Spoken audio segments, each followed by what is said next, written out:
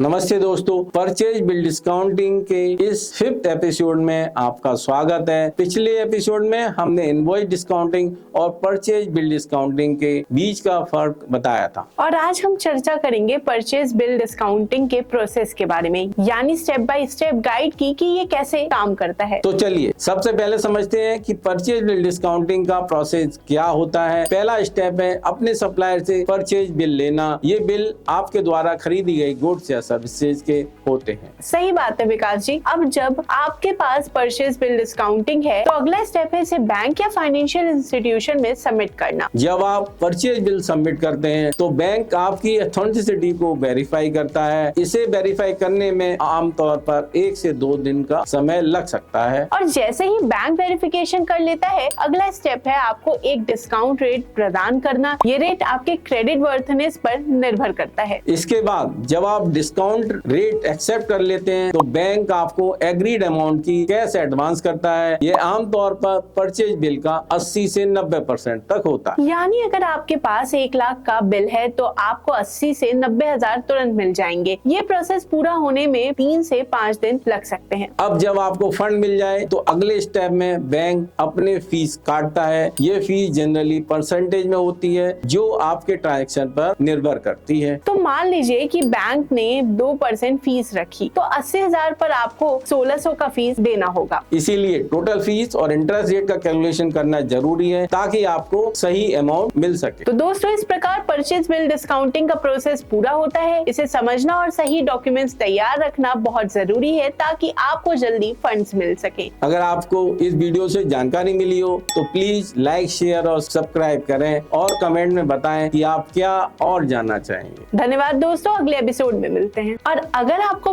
Purchase bill discounting से related कोई facility चाहिए तो आप financesaver.com के वेबसाइट पर विजिट कर सकते हैं या फिर आप कॉल कर सकते हैं 9863020202 पे।